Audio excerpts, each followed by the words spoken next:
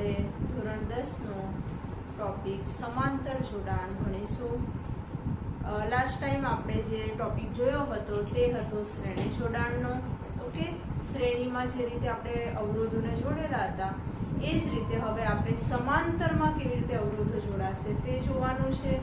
Okay, તો આપણે સમાંતર જોડાણ સ્ટાર્ટ કરીએ. તો અવરોધનું સમાંતર જોડાણ, તો સૌથી પહેલા સમાંતર એટલે કેવી રીતે તેનું જોડાણ થશે. સમાંતર એટલે તમને ખ્યાલ હોય કે પેરેલલ જે લાઈન હોય તેને સમાંતર કહેવાય. સૌથી પહેલા એક અગત્યની વાત હજુ તમે સમજી લો. સમાંતર જોડાણ છે ને, આપણા ઘરમાં જે આપણે બધી લાઈટ છે, પંખા છે, આ બધા જે છે સમાંતરમાં જોડાયેલા હોય છે. આ વસ્તુનું ખાસ ધ્યાન રાખજો. એના શું બેનિફિટ છે એ હું તમને આ વિડીયોના અંતમાં બતાવીશ. તો સૌથી પહેલા આપણે તેના પરિપથ વિશે જોઈએ, પરિપથ ડ્રો કરીએ. તો સૌથી પહેલા તમને વાત શું કરી, સમાંતર રીતે અવરોધ જોડાયેલો છે. તો સમાંતર એટલે સમજો એક અવરોધ અહીંયા જોડાયો છે, બીજો અવરોધ અહીંયા જોડ્યો છે અને ત્રીજો અવરોધ આપણો અહીંયા જોડાયો છે. ઓકે, આ રીતે તમારા 3 અવરોધ જોડવામાં આવ્યા છે. તે અવરોધને આપણે વોલ્ટેજ સાથે કનેક્ટ કરીએ.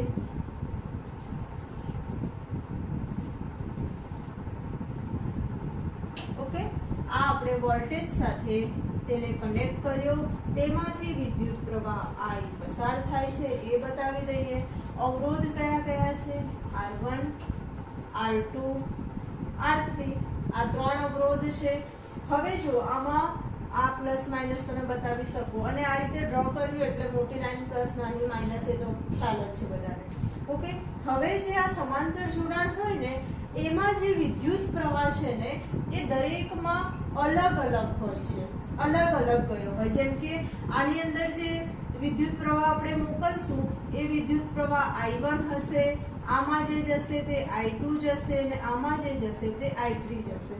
ત્રણેયમાં જે છે વિદ્યુત પ્રવાહ કેવા હોય? અલગ અલગ હોય છે. ઓકે, આ વસ્તુ ધ્યાન રાખજો. ને જે વોલ્ટેજ છે એ વોલ્ટેજ ત્રણેયમાં સમાન રીતે હોય છે. આમાં પણ, આમાં પણ, આમાં પણ. જેટલો આ વોલ્ટેજ છે એટલો જ વોલ્ટેજ આ ત્રણેયમાં હોય છે. સેમ જ હોય વોલ્ટેજ, ફક્ત વિદ્યુત પ્રવાહ જે છે તે તેમાં સરખી રીતે વહેંચાયેલો હોય છે. શ્રેણી જોડાણમાં શું જોયું હતું કે પ્રવાહ સમાન હતો, વોલ્ટેજ વહેંચાયેલો હતો. આમાં એનાથી ઊંધું છે. ઓકે, તો હવે આપણે આનું સૂત્ર જોવું હોય તો કેવી રીતે? હવે આમાં વિદ્યુત પ્રવાહ વહેંચાયેલો છે માટે વિદ્યુત પ્રવાહનો સરવાળો થશે. ઓકે, તો જોઈએ કુલ વિદ્યુત પ્રવાહ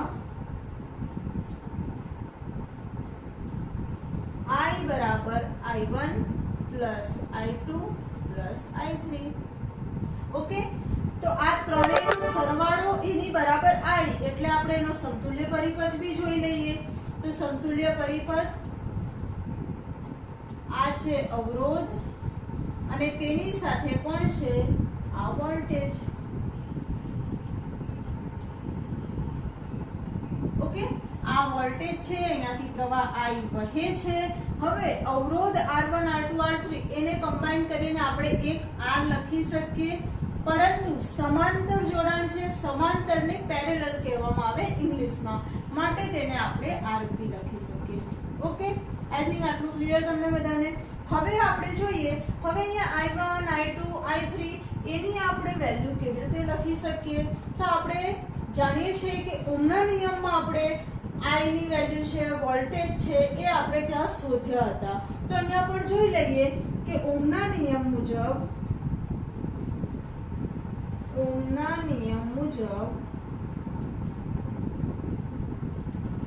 V બરાબર IR આટલું આપણને ખબર છે. ઓકે, બટ અહીંયા V ની વેલ્યુ નથી જોઈતી, I ની વેલ્યુ જોઈએ. માટે તમે આને લખી શકો, માટે I બરાબર I શોધવો હોય તો V ના આ બરાબરની આ તરફ R આવી જાય તો V ના છેદમાં R થઈ જશે. જો બરાબર જોજો, V બરાબર IR છે. ઓકે, આઈ શોધવાનો છે, જેની કિંમત આપણે શોધવાની હોય ને એને એકલો રવા દેવાનો, એની પાસે બાજુમાં નીચે ઉપર કોઈ બી સંખ્યા હોય કે કઈ બી હોય તેને દૂર કરવાનું. તો અહીંયા બાજુમાં ગુણાકારમાં r છે તો બરાબરની આ તરફ આવશે તો તે ક્યાં જશે? ભાગાકારમાં જતો રહેશે. તો શું આવી ગયો? v/r. ઓકે, આટલું ક્લિયર. હવે આ પ્રમાણે આપણે જોવા જઈએ તો એક આપણો જે r1 પહેલો અવરોધ છે તેને આપણે v/r1 લખી શકશું, બીજો છે તેને v/r2 લખી શકશું, ત્રીજો છે તેને v/r3. જેમ કે અહીંયા હું બતાવું, આને આપણે શું લખી શકીએ? v/r1, અહીંયા v/r2, અહીંયા v/r3. i ની બરાબર આપણે લખી શકીએ. તો ચાલો આમાં કિંમત મૂકી દઈએ. માટે i એટલે સૌથી પહેલા આપણો આ સમતુલ્ય, તો v ના છેદમાં rp બરાબર. હવે બીજું પહેલું કોણ છે આપણી પાસે? i1 છે તો v છેદમાં r1 પ્લસ v છેદમાં r2 પ્લસ v છેદમાં r3. ક્લિયર આટલું? હવે આ બધામાં સામાન્ય કોણ છે જે સમાન દેખાય છે તે આપણો કોમન. તો આપણે અહીંયા લખી શકીએ v ના છેદમાં rp બરાબર v કોમન કાઢીએ 1/r1 plus 1/r2 plus 1/r3. હવે જો અહીંયા v સામાન્ય કાઢ્યા ને, v તમે સામાન્ય કાઢો એટલે 1/1/1/1. કેમ આ રીતે આવ્યું? અહીંયાથી v કાઢી નાખો તો અહીંયા કઈ નહીં વધે તો 1 વધે, અહીંયાથી પણ v નીકળી ગયો, અહીંયાથી તો દરેક જગ્યાએ 1 1 આવી ગયું. ઓકે, હવે જો અહીંયા પણ v છે, અહીંયા પણ v કટ, કેમ કે આ તરફ આવીને છેદમાં જશે, અંશ છેદ કટ થઈ જાય. હવે શું આપણી પાસે વધે છે? 1/rp બરાબર 1/r1 plus 1/r2 plus 1/r3. Okay, આ જે છે આપણો સમતુલ્ય અવરોધ આપણને મળી ગયો. ઓકે, તો આ શું છે આપણો સમતુલ્ય અવરોધ. કોની માટેનો? સમાંતર જોડાણ માટે. તો સમતુલ્ય અવરોધ સમાંતર જોડાણ માટે. ઓકે, હવે આ તો ફક્ત 3 અવરોધ હતા. હવે જો તમે n વખત અવરોધ લેવા માંગો તો તમે એને કેવી રીતે લખી શકો? જો અવરોધની સંખ્યા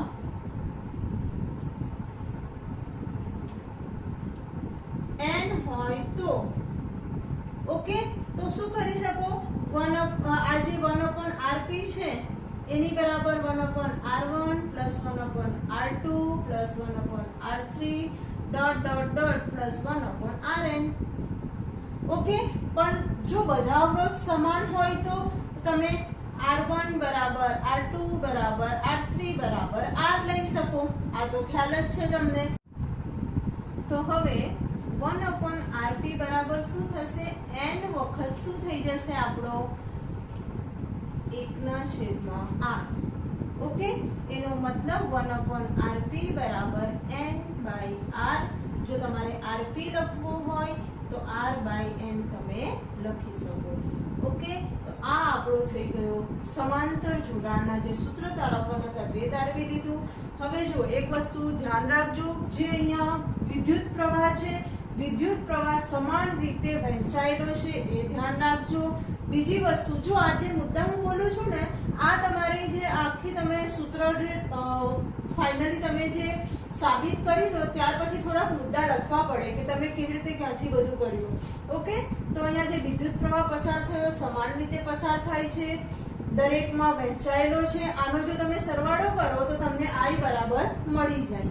વોલ્ટેજ જે છે એ બધામાં ઇક્વલી છે, વોલ્ટેજ અલગ અલગ નથી. ઓકે, અને બીજી વસ્તુ કે જે તમારો સમાંતર જોડાણનો સમતુલ્ય અવરોધ છે તે તમારા અવરોધના વ્યસ્તના સરવાળા બરાબર તમને મળે છે. ક્લિયર? તો આ વસ્તુ તમે ખાસ ધ્યાન રાખજો. ને સમાંતર જોડાણ આપણા ઘરના પરિપથમાં એટલે જ વાપરવામાં આવે છે કેમ કે જો બાય ચાન્સ તમારા ઘરમાં જેમ સમજો કે આ હોલ છે, એક રૂમ બીજો રૂમ આ રીતે છે, જો તમારું કનેક્શન અહીંયા જો કોઈ મિસ્ટેક આવે કે કઈ શોર્ટ સર્કિટ થાય, પ્રવાહ કઈ વધી જાય, જો અહીંયાના કનેક્શનમાં પ્રોબ્લેમ આવે તો ફક્ત આટલાની જ લાઇટ જશે, એક જ રૂમ પર ઇફેક્ટ થશે. આ બે રૂમમાં તો એઝ ઇટ ઇઝ જે પ્રવાહ ચાલે છે તે તો રહેવાનો જ છે. સમાંતર જોડાણનો ફાયદો છે, જો તમે આ શ્રેણીમાં જોડ્યું હોય ને તો એક જગ્યા શોર્ટ સર્કિટ થાય, આખા ઘરમાં લાઇટ જતી રહે આપણા. પરંતુ આમાં એવું થતું નથી. આ જોડાણ એટલા માટે બહુ જ અગત્યનું છે કેમ કે કોઈ એક પર ઇફેક્ટ કરે તો એટલો એરિયા જ તે બંધ કરશે, બાકી કોઈને તે ઇફેક્ટ કરશે નહીં. ઓકે, તો આ હતો તમારો સમાંતર જોડાણ. અને હવે તમે શ્રેણી જોડાણ, સમાંતર જોડાણ બંને વિડીયો તમારા થઈ ગયા છે. તમે પોતે પણ જુઓ અને તમારા ફ્રેન્ડ લોકોને પણ શેર કરો. ઓકે, અને હવે નવા વિડીયો સાથે આપણે નેક્સ્ટ ટાઈમ મળશું. ઓકે, ચાલો.